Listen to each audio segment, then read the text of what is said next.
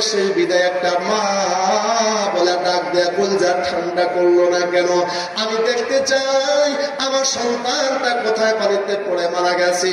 এবার স্যারের সত্যি ওই আব্দুর রহমানের উস্তাদ আর জুনাইদ বাগদাদির পিছনে পিছনে মহিলাটি যা কয়, এই যে এই জায়গায় আমার ঘটি পড়ে রয়েছে, এই যে পিছনে দাগ দেখা যায়, এখানে আপনার সন্তান পড়ে মারা গেছে। এবার আব্দুর রহমানের মা দুইটা হাত আসমানের দিকে তুলে কয়, ও কাদের কুদরত আল্লাহ, কাদের কুদরত দারি হর সে খাহি আকুনি মুরদারা তু জান বখশে জিন্দারা বেজা কুনি। আল্লাহ তুমি মুর্দাকে জান দাও, জানদারকে মৃত্যু দাও, পাহাড়কে সাগর বানাও, সাগরকে পাহাড় বানাও। আমার আব্দুর রহমান এখান থেকে যদি পানিতে পড়ে যায়, এই পানির মধ্যে তো আমার আব্দুর রহমান আছে। আব্দুর রহমানের জন্য, মৃত্যুর জন্য আমার আফসোস নাই। আমি আব্দুর রহমানের অদরী মা, দুঃখিনী মা আব্দুর রহমানের কণ্ঠ থাকিয়া শেষবারে একটা মা ডাক শুনতে চাই। বাগদাদি লেখে এই কথাটা কোনো মা বলছে, সাগরের তখন ঢেউ শুরু হয়ে গেছে, বাতাস শুরু হয়ে গেছে, উতাল সাগরের মধ্য থেকে ঢেউ তালে তালে আসতেছে। মা আমি মরি নাই, আব্দুর রহমান পানির মধ্যে নাস্তা করতেছি। সুবহানাল্লাহ, কালকে নাস্তা করে বলবে সুবহানাল্লাহ বলতেছে, মা আমি মরি নাই, পানির মধ্যে নাস্তা করেছি। পানির মধ্যে আল্লাহর এক বান্দা আছে, খিজির আলাইহিস সালাম, শুনছেন না আপনারা?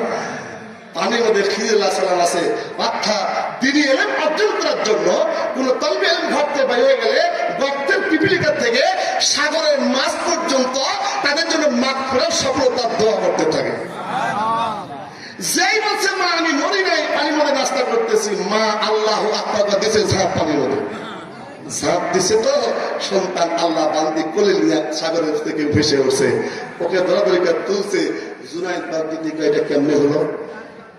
সকালবেলা পানি পড়ছে, বিকেল বেলা মা ডাক দিয়ে সন্তান তাদা নিয়ে আসলো। এটা আল্লাহ পাকের কারিশমা, কথা বলেন ঠিক কিনা?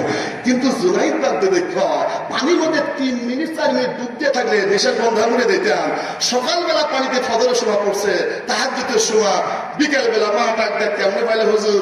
জুনাইদ বাগদাদি প্রশ্ন করে আর সাড়ে সাথী মুস্কি মুস্কি হাসে। সুবহানাল্লাহ বলে, সাড়ে সাথী মুস্কি মুস্কি হাসে।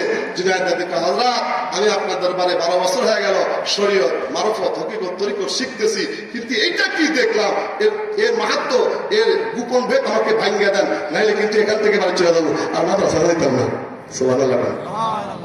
আল্লাহ বলে সাদা সত্যি ডাক দেখা নাই, শরীয়তের জবাব নিবা না মারফতের জবাব নিবা? সুবহানাল্লাহ। কি বলে? শরীয়তের জবাব দিবা না মারফতের জবাব দিবা? আপনারা কোন জবাব নেবেন? যে সন্তানটা কেমন জিন্দা হলো, কোন জবাব নেবেন? জুনাইদ বাগদাদি কয় শরীয়তে জবাব চাই, মারফতে জবাব চাই। সুবহানাল্লাহ বলে, শরীয়তহু মারিফাতুহু হাকিকত, শরীয়তহু মারিফাতুহু মিসালি हकीकत में मोहम्मद का गुलामी, शरीयतहु मारिफतहु मिसाली हकीकत में मोहम्मद का गुलामी। আল্লাহু আকবার জোরে বলেন। একটা হলো ওই যে বুড়া বেটা দুইটা আশা করছে, মনে আছে নাকি? ইব্রাহিমের আদামের কাছে। দ্বিতীয় নাম্বার হলো কেমনে সন্তান জিন্দা হলো। এইবার শুনেন না, সামনে বসে শুনবেন, এই বছর শুনবেন। এলাকার সামনে যেটা হাতে দেখাচ্ছেন, নারায়ণ তাকবীর। অর্ধেক হাতে অর্ধেক হাতে পারে, ও শুধু করতাম না, আসলে করতাম চলে পান। নারায়ণ তাকবীর, কোরআন হাদিসের আলো, কোরআন হাদিস দেখালে,